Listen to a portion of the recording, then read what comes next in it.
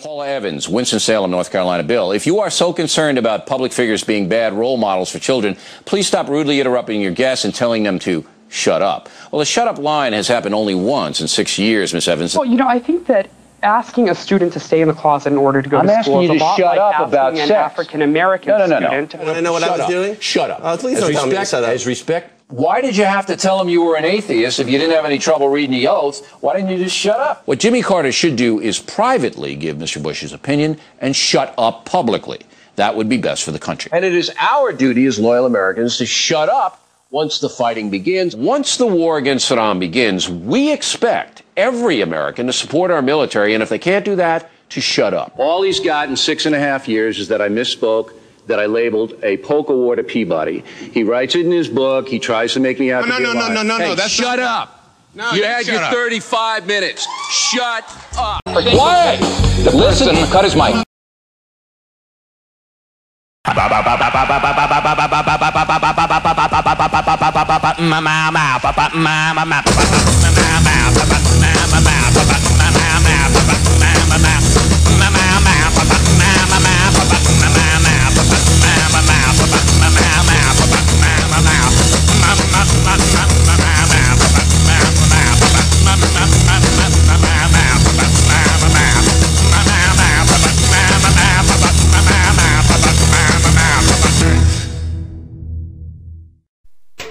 Conservative loudmouth Bill O'Reilly shouted down more than his share of guests on his political talk show, The O'Reilly Factor. You're about to enter a no-spin zone. So imagine the shock when the powerhouse pundit was embroiled in a sex harassment scandal with a coworker in the fall of 2004. According to this producer, Andrea Mackris, Bill O'Reilly called her repeatedly, engaged in phone sex, and requested that she engage in phone sex herself. So Mackris slapped O'Reilly with a $60 million phone bill. Earlier today, we filed a lawsuit on behalf of our client against her boss, Bill O'Reilly, for sexual harassment. He said, whoa, that's crazy. I never did any of that stuff. But you don't have it on tape, right? Well, yes, she reportedly did. The court documents were filled with excerpts from Bill's dirty talk. Mr. O'Reilly said to the plaintiff, and just use your vibrator to blow off steam. What? You've got a vibrator, don't you? I'm turning red. Who could this be? So much for the no-spin zone. Bill filed an extortion suit, and the two hit the circuit with their versions of the story. Ready or not? We would not have filed an extortion lawsuit unless we were confident we would win it. I had said no to him, and no to him, and no to him, and no to him, and no to him, and no to him about his saucy language. Here comes the... I gotta say, this is the worst day of my life. But the worst of the whole ordeal? The transcripts of the alleged phone sex soliloquies made the rounds on the internet and became America's favorite new amateur porn. I want to take a shower with you right away. That would be the first thing I'd do. Yeah. And I would take that little loofah thing, kind of soap up your back. Yeah! Rub it all over you. I would start to massage your and you have a really spectacular Getting your nipples really hard. Oh, can you hold on? I got another call. Hello? Oh, hey, Mom. So anyway, I would take the other hand with the falafel thing and I'd put it in your... Wait, he has a falafel in the shower? You dirty falafel-eating, loofah-scrubbing dirty girl. Hello? Hello? Body Bill did his best to stamp out the embarrassing episode quickly and quietly, settling with Mackris for an undisclosed pile of cash. He actually brilliantly handled it and had the right PR people doing the right thing, and he paid money to make it go away. Bill did his damage control, but he may never live down the fact that while the scandal was in high gear, he was hawking a new political book for kids. And the real humdinger is that not only did this guy write a book for children, but there's a chapter in it about sex. I mean, that is totally sweet. Exactly what are you preaching to our children? And now, a reading from the O'Reilly Factor for Kids. Chapter 5, Sex. Many of you draw your values about sex from the OC, Sex and the City, or worse. Whatever you do in your sexual lives, don't give the details to friends. And guys, if you exploit a girl, it will come back to get you. That's called karma.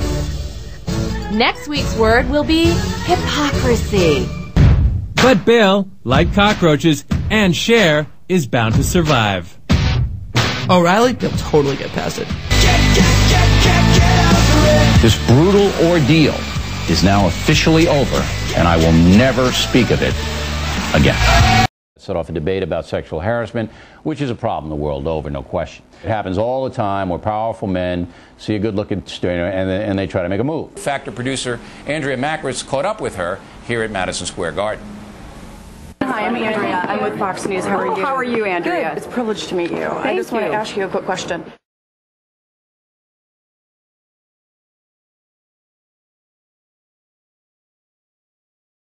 Boy, are they randy out there at Indiana University. Last year they had a porn sex scandal on campus. This year, another X-rated situation involving a freshman girl. The most controversial story of the evening, 4 17-year-olds sneak into a bar, participate in a wet t-shirt contest, are photographed, and now they're suing everybody. And a professor of social work says women bear some responsibility for sexual harassment. Wow!